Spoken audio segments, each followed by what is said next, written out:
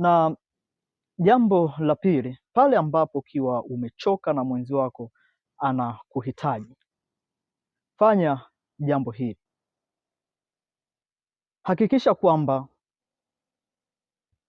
unatunza nguvu au energy kwa ajili yake.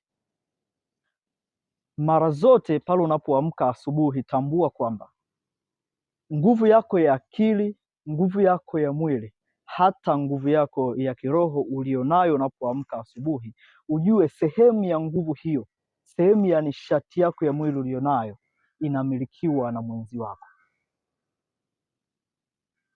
Kwa nini nasema hivyo? Nasema hivyo kwa sababu kuna baadhi ya mahitaji wewe kama mwenzi ni lazima umtimizie mwenzi wako, kwa sababu asipoyapata kwako ayapate wapi tena?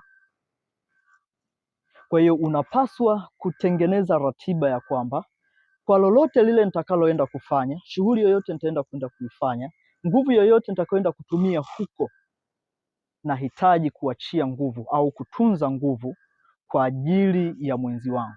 Kama atakuhitaji kuzungumza, ili uwe na nguvu ya kumsikiliza, ni lazima uwe umetunza nguvu kwa ajili ya kumsikiliza. Kama unajua kabisa mwenzi wako huwa anapenda umsaidie baadhi ya shughuli za nyumbani au za ofisini, au anakuletea ajenda za kazini kwako, umsaidie kuzitatua, kwa ni lazima utunze energy, utunze nguvu, nishati kwa ajili ya kumsaidia. Na hata inapofikia kwenye masuala mazima ya kina kuhusu ushiriki wa tendo la ndoa, ni lazima uwe umetunza nguvu kwa ajili ya kuweza kumridhisha kwa kina kile kile ambacho hata wewe mwenyewe ungependa uridhishwe hivyo. Chukulia kama na wewe ungekuwa mara zote unapomhitaji na kuambia amechoka,